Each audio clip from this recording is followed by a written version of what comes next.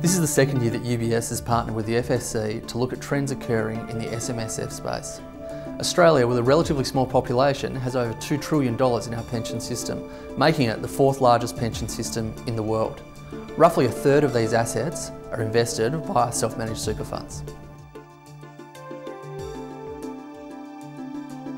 The good news is that SMSF owners are very engaged with their superannuation. This report, the FSC UBS SMSF Report, showed that the majority of retirees, that's 53%, are entirely dependent or almost dependent on their SMSF to fund their retirement, while 46% of people who are about to retire believe that they can use their SMSF to fully fund or partially fund their retirement. So that's good news. We're working for 40 years, we're living longer, so we're going to spend probably another 30 or even 40 years in retirement. So it's absolutely critical that we engage with our superannuation, with our SMSF, if that's what we choose, to ensure that we've got enough savings to take us all the way through.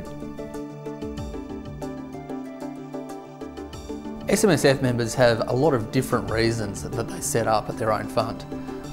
But we find that 59% from the survey have said that the main reason they've set up their own fund is because they crave control and flexibility and transparency with their investments.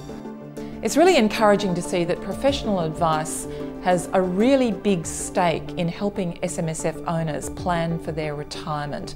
The vast majority of people surveyed, 69% of SMSF owners, actually do rely on financial planners, their banks or their accountants to help with their investments.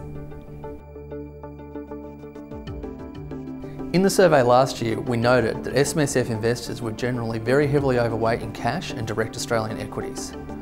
While this is still the case in this year's survey, there has been a slow growing increase in the amount of international exposure that SMSF members are building into their portfolios. This has been through managed funds and through ETFs. When compared with APRA-regulated or industry funds, SMSFs are still not as heavily diversified, particularly when it comes to international asset classes. But the survey is showing, slowly, diversification is becoming more prominent in SMSF members' funds. SMSF investors are accessing international equities more and more frequently via ETFs. ETFs are traded on the exchange and they're low cost, transparent and provide a lot of flexibility for the SMSF members. At the moment, only 1 in 5 SMSF members are using ETFs, although this is growing rapidly, and ETFs are one of the fastest growing products in the financial market. The investment strategies adopted by SMSF owners actually correlate to their ages and their stages in life. What we did find with the report was that people who are 45 years or older actually have investments that are more around equities and managed funds, while the younger investors from 18 to 45 are looking at different options. They're looking at property funds, they're also looking to diversify into international investments.